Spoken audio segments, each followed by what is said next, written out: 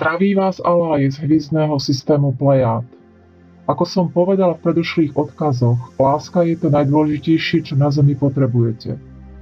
Nemôžete rozvíjať svoje vedomie, pokiaľ je vaša myseľ plná nenávisti, arogancie, závisti, strachu alebo súťaživosti. Galaktická federácia svetla sleduje odozvy na odkazy, ktoré vám posielame. Na základe vašich reakcií môžete pozorovať, v akej fáze vedomia ste a či ste pripravení na globálny kontakt. Som rád, že veľa pozemšťanov odpovedalo a reagovalo na naše láskyplné odkazy s láskou. Na nešťastie je na vašej Zemi ešte príliš mnoho ľudí, ktorí napádajú láskyplných ľudí a pokúšajú sa ich klamstvami diskreditovať. Všetko to vnímame. Je to stále ako pred 2000 rokmi, keď náš vesmírny brat, ktorému vy hovoríte Ježiš, bol odstránený, ukrižovaný rovnakým typom ľudí. Len ten, kto má vyvinuté vyššie vedomie, je schopný rozoznať pracovníkov svetla. Pokiaľ niekoho napádate, pretože vám odovzdáva lásku, znalosti a múdrosť, jasne to ukazuje na to, že máte v sebe negatívne energie, ktoré vás nútia popierať lásku a blokujú vás, aby ste zažili a spoznali spirituálnu energiu. Pokiaľ chcete zažiť spirituálne svetlo a múdrosť, skúšajte meditovať. Očisťujte sa svetlom a počúvajte hlas vašeho vyššieho ja, hlas vašej duše. Len vaša duša vám môže ukázať pravdu a čistú univerzálnu lásku a pracovníkov svetla.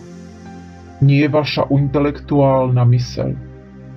Ak budete mať aktivovanú univerzálnu lásku vo vašom srdci, nikdy nikoho nenapadnete len preto, pretože vyzerá ináč ako vy, rozpráva ináč ako vy, alebo žije niekde inde na inej časti planéty ako vy. Ako som povedal predtým, každá planéta je škola k rozvinutiu spirituality a lásky. Záleží na vás, či budete v tomto živote používať lásku, alebo nie. Neurobíme túto prácu za vás. Každý vo vesmíre prechádza touto lekciou. Svojou intelektuálnou mysľou nemôžete dospieť k spiritualite, pretože myseľ je naprogramovaná systémom viery, dezinformáciami a limitáciou vašej spoločnosti. Ale stále máte šancu preprogramovať svoju myseľ na novo a otvoriť svoje srdce pre vyššiu úroveň vedomia. Len vtedy, keď otvoríte svoju srdečnú čakru, môžete používať pravú lásku svetla. Pre vás, pre ostatných. A otvoríte sa prírode, ktorou ste súčasťou. Pokúšajte sa napojiť na energiu lásky, ktorá prichádza z vašej duše, zvnútra vašej srdečnej čakry. Pokiaľ to budete robiť, budete v súlade s centrálnym kozmickým vedomím, alebo ako vy ho voláte Bohom. Na Zemi sú ľudia, ktorí nemajú radi lásku, pretože boli celý svoj život programovaní, aby pocity lásky neprejavovali. Takže sa nemajú radi a nemajú radi iných ľudí, ktorí vyjadrujú svoju lásku akýmkoľvek spôsobom. Z dôvodu sebalásky si ubližujú rôznorodým spôsobom. Majú z lásky strach, pretože s ňou si uvedomujú všetky negatívne energie, ktoré vytvárajú proti sebe a ostatným. Pomáhame vám pochopiť, ako funguje vesmír, tým, že vám posielame naše odkazy. Tvoríte si svoj život energiami svojich myšlienok a pocitov. Existencia pracuje s energiou, je múdra a používa túto energiu milujúcim a spirituálnym spôsobom.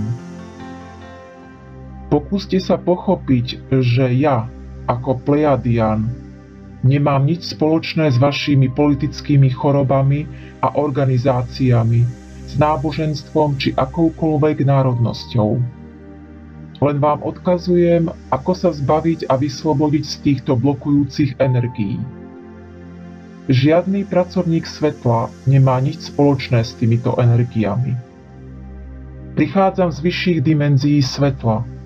Prichádzam dole k vám, do fyzického tela, aby som s vami bol schopný komunikovať použitím vášho jazyka, ktorému vy rozumiete. Som tu, aby som vám pripomenul cestu lásky, ktorou ste kedysi dávno išli, a bola vám neprávom odobraná a vlastne zabudli ste na ňu. Chcem vám ukázať, ako rozvíjať vaše srdce a vedomie, pretože je to nutné, pokiaľ chcete ísť spolu s energiami transformácie, ktoré v tejto dobe prichádzajú na vašu zem. Tu na vašej zemi sa pohybuje ďalších 1000 pracovníkov svetla, ktorí prišli na zem kvôli rovnakým dôvodom. Buďte múdri a počúvajte ich. Zmysel života alebo fyzickej existencie tu na zemi je dosiahnuť spirituálnu lásku vo vašom srdci. Nič iné. Aby ste to dosiahli, musíte sa zbaviť negatívnych energií.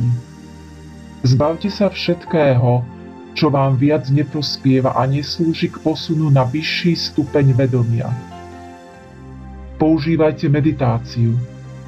Nájdete si počas dňa aspoň na niekoľko minút stráviť v tichu a nerozmýšľať vôbec o ničom. Uvoľniť svoju myseľ a iba tak počúvajte tlkot svojho srdca. To je vaša skutočná podstata, ktorú vám ukáže cestu. Vaša skutočná podstata je spirituálna. Je vo vašej duši a musíte ju dostať späť na povrch. Vesmírni ľudia z okolitých planét vyššej úrovne sú tu, aby vám pomohli nájsť vašu skutočnú podstatu. Neplýtvajte svojim životom na to, aby ste boli agresívni a mali zatvorené oči a uši. Otvorte ich. Teraz je ten pravý čas. Vaša zem sa transformuje a vy musíte súčasťou tejto transformácie prejsť týmto procesom. Energie nenávisti vás robia len chorými, ako fyzicky, tak aj psychicky. Múdrejšie je vytvárať energiu lásky. Láskou môžete transformovať vašu spoločnosť na niečo lepšie a uzdraviť vašu prírodu. Budete schopní cítiť, či vám niekto odovzdáva múdrosť, alebo nie. Pretože múdrosť vychádza z lásky.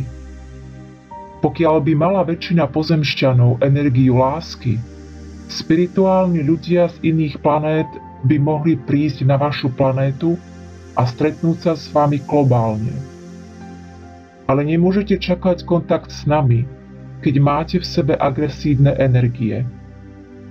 Sme veľmi senzitívni a cítime vaše myšlienky a emócie, nakoľko naša komunikácia prebieha telepaticky, čiže pomocou našej mysle.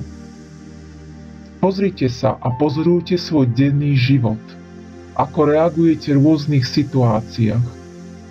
Reagujete s múdrosťou vašej duše, alebo reagujete ako naprogramovaný robot z televízie. Špeciálne internet je používaný väčšinou populácie ako nástroj na napádanie ostatných a osočovanie jeden druhého. Myslia si, že môžu ostatným ubližovať, pretože ich nikto nevidí. Ale v skutočnosti si ubližujú sami, pretože vytvárajú negatívnu karmu, ktorá musí byť vyčistená v ďalšom alebo súčasnom živote. Všetko, čo robíte alebo na čo myslíte, sa vám neskôr vráti. Pretože každá vaša činnosť alebo myšlienka je vysielaná od vás ako energia hore do vesmíru. A ako bumerang sa neskôr vracia späť, lebo je to vaša energia vyslaná a pritiahnutá vámi späť k vám. Je to univerzálny zákon na pomoc ľuďom, aby sa spirituálne vyvinuli. Takže momentálne máme kontakt len s láskyplnými a spirituálne vyvinutými ľuďmi na vašej zemi. Prvý globálny kontakt s nami je stále vo vašich snoch na astrálnej úrovni. Neskôr môže byť aj na fyzickej úrovni. Veľa pozemšťanov som navštívil v astrálnom svete a veľa ďalších pozorovali naše svetelné lode na vašej oblohe. Pred niekoľkými rokmi som so sebou vzal 3 ľudí na kontakt so svetelnými bytostiami s mojou svetelnou rodinou. Stáli pred nami a mnoho svetelných lodí sa vznášalo nad nami. Tieto lode lietajú pomocou myšlienok a spirituálnej energie. Stáť pred svetelnými bytostiami môžete len vtedy, keď je vaša aura čistá, keď je vaša frekvencia, vaša úroveň lásky dostatočne vysoká. Inak by pre vás ich energia bola príliš silná. Neskôr, keď sa prebudí väčšie množstvo pozemšťanov, počet našich pozorovaných lodí bude rásť. Pokiaľ máte vo svojom srdci lásku, nebudete mať s tým problém. Transformácia energie na vašej planéte narastá. Pokiaľ máte v svojom srdci lásku, nebudete mať strach, že vám odovzdávajú vesmírnu múdrosť. Budete na to pripravení a budete to považovať za samozrejmosť a potrebu. Budete im schopní poskytovať lásku späť. Zbavte sa strachu. Strach je ovládací pozemský program, ktorý je používaný vo vašich médiách a náboženstvách, aby vám zabránil stať sa spirituálnym. Spiritualita alebo duchovnosť nemá nič spoločné s vašim náboženstvom. Zamyslite sa nad tým. Otvorte si svoju srdečnú čakru a nechajte skrz nej rozžiariť lásku svojej duše. S takouto láskou ste pripravení na prichádzajúcu transformáciu planéty. S takouto láskou ste pripravení na vystúpenie z duality. S takouto láskou vo vašej srdečnej čakre budete pripravení na svetelnú energiu vyššej úrovne. Posielajte každý deň myšlienky lásky celej planéte. Touto cestou môžete pomôcť iným ľuďom, aby sa vyvinuli a aby žili lepší život, život lásky a spirituálnej hojnosti. Pošlite svoju lásku každému na vašej planéte. Prajem vám všetkým duševnú slobodu, blaženosť a uvedomenie.